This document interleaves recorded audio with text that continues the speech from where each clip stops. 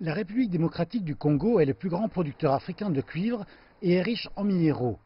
Cependant, l'immense majorité de sa population est pauvre et la corruption est endémique.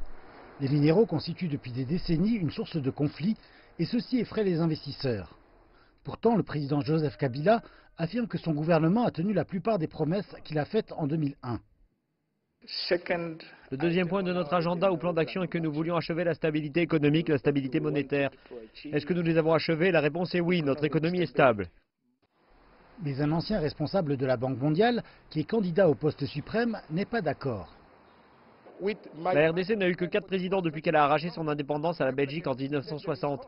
Sa population de 80 millions de personnes est éparpillée dans un pays qui a peu d'infrastructures, ce qui est un problème que de nombreux électeurs voudraient changer.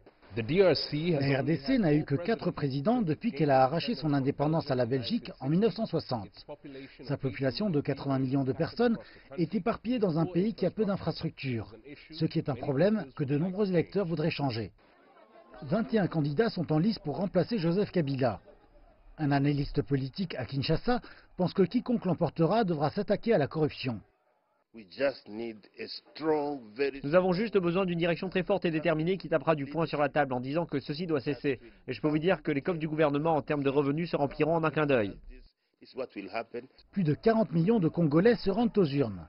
Nombre d'entre eux espèrent que les changements tant désirés leur apporteront un motif de chanter pendant de nombreuses années.